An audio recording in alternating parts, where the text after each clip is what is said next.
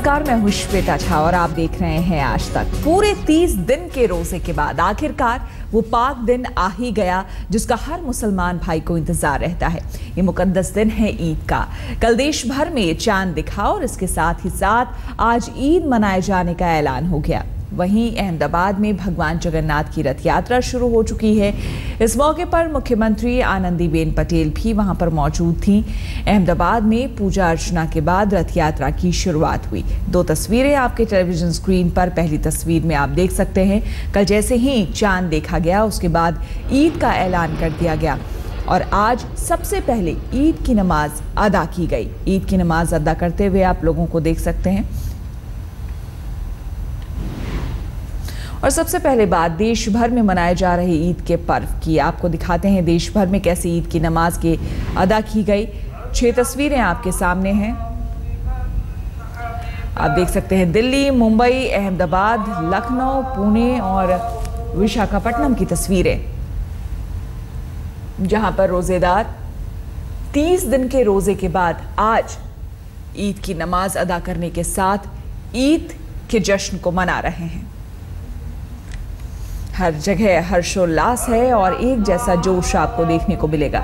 जैसे ही कल चांद नजर आया उसके बाद ईद का ऐलान कर दिया गया। ईद के जश्न में पूरा देश डूबा हुआ है। देश में अलग अलग जगहों पर केंद्रीय मंत्री और नेताओं ने भी ईद की नमाज अदा की। 3 तस्वीरों में आप देख सकते हैं। पहली तस्वीर शाहनवाज हुसैन ईद की नमाज अदा करते हुए, दूसरी तस्वीर में सीएम शिवराज सिंह चौहान जिन्होंने ईद की बधाई दी, और दिल्ली की तस्वीर आप देख सकते हैं जहां पर मुख्तार अब्बास नकवी भी ईद की नमाज अदा कर रहे हैं।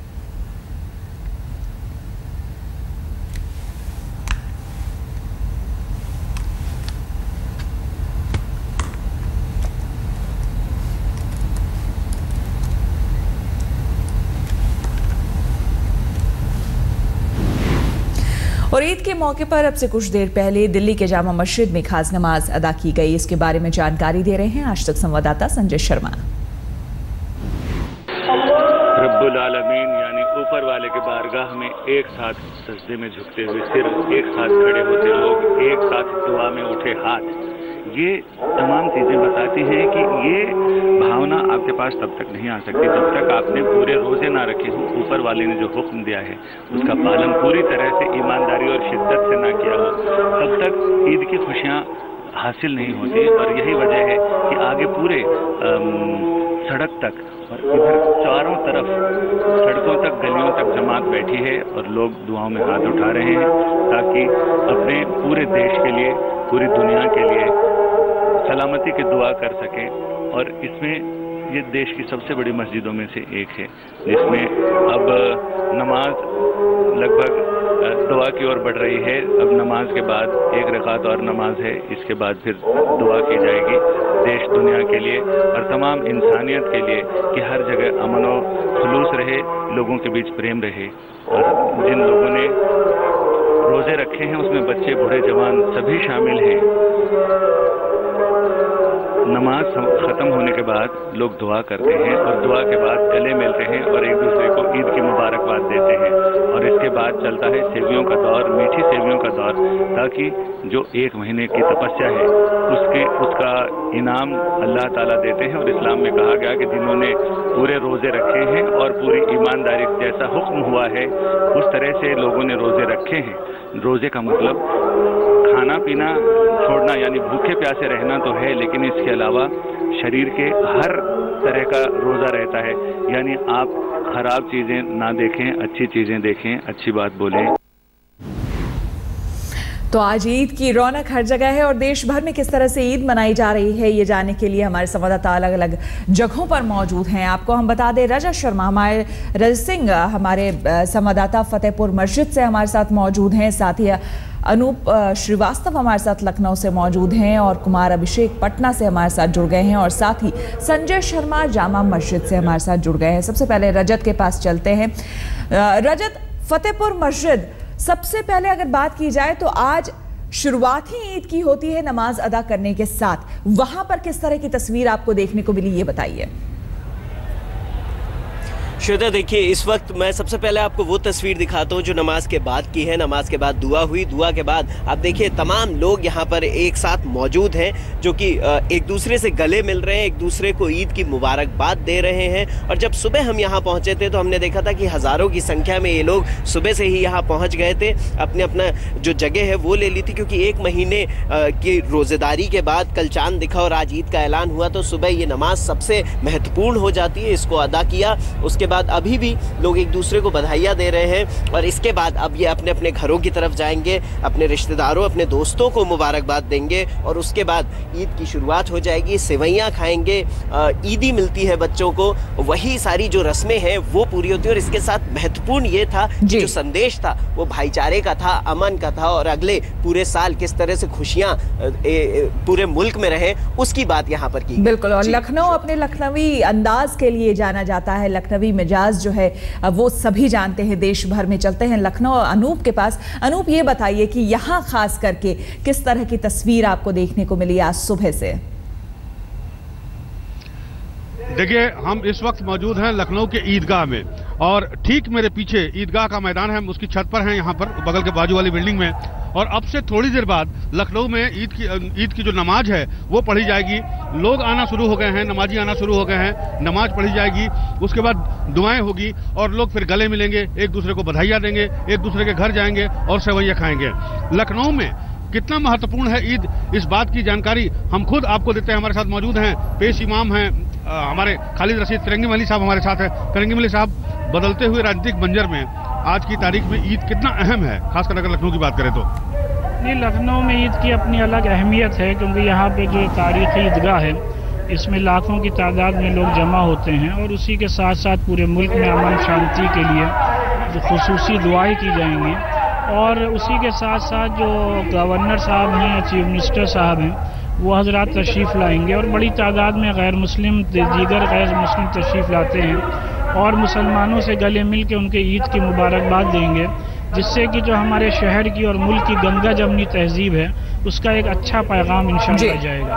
तो एक पैगाम जाता है यहाँ से, अगर हम लखनऊ की बात करें तो ईद के मुबारक मौके पर एक पैगाम यहाँ से पूरे देश को जाता है। बिल्कुल। चलिए पटना चलते हैं। पटना के गांधी मैदान में नमाज जो है वो अदा की जा चुकी है। अभिषेक, ये बताइए वहां पर कि इस वक्त वहां पर अब क्या तस्वीरें आपको देखने को मिल रही है, क्योंकि नमाज वहां अदा हो चुकी है?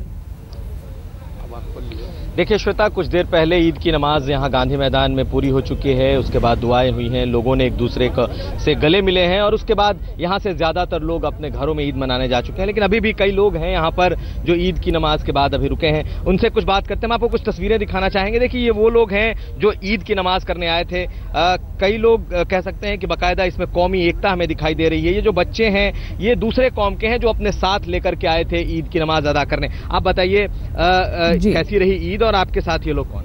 ईद बहुत ही अच्छी रही, नहीं होने का सवाल ही नहीं होता है। जो रवायत रही है बड़ी मुस्तहकम रवायत रही है ईद की, और ये बच्चे इस बात के गम्माज़ हैं कि जो हमारी मुश्तरका तहजीब है वो कितनी मजबूत है।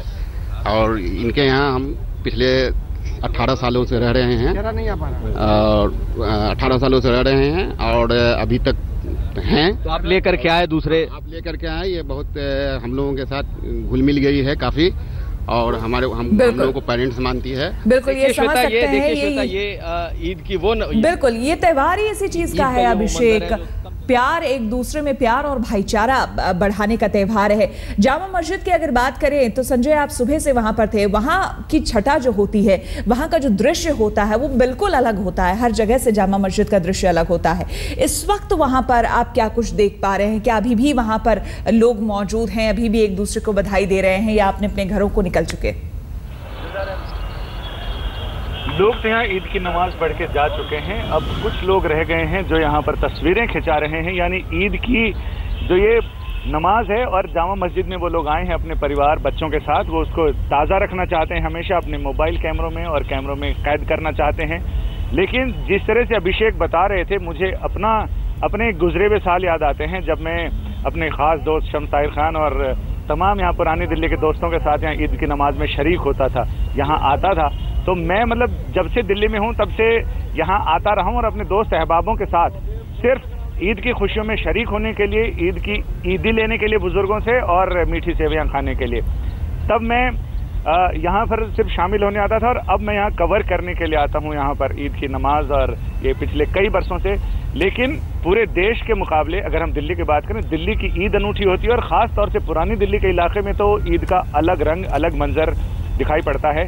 और बच्चे, बूढ़े, जवान, देश की सबसे बड़ी मस्जिदों में से एक जामा मस्जिद, यहाँ एक साथ सजदे में जब सर झुकते हैं और जब अल्लाह अकबर की आवाज़ आती है और जब लोग लबों पे दुआएं आती हैं, तो उस समय मंजर बिल्कुल अलग होता है और बिल्कुल भावुक कर देने वाला मंजर बिल्कुल होता है। और जो तस्वीरें भी आपने संजय हम तक पहुंचाई है और हमने दर्शकों तक पहुंचाई है, वाकई वो काबिल तारीफ है, वो देखने लायक थी। जिस वक्त सभी ईद की नमाज अदा कर रहे थे। और अब रुक करेंगे अगली खबर की ओर। बता दें अब बात भगवान जगन्नाथ की रथ यात्रा की, क्योंकि आज उसकी भी शुरुआत हुई है। पुरी में दोपहर में रथ यात्रा शुरू होगी, लेकिन अहमदाबाद में सुबह से ही रथ यात्रा शुरू हो चुकी है। तस्वीरें आप देख सकते हैं, अहमदाबाद की तस्वीर है जहां पर रथ यात्रा की शुरुआत हो गई है। यहां पर परंपरा रही है कि जो मुख्यमंत्री यहां पर होती हैं, वही मुख्यमंत्री सबसे पहले रथ की सफाई कर इसे खींचते हैं और उसके बाद रथ यात्रा की शुरुआत होती है। हर बार हमारे संवाददाता गोपी घांगर इस वक्त वहीं पर मौजूद हैं। कुछ देर पहले वहां का नजारा कैसा था, ये बता रही हैं गोपी।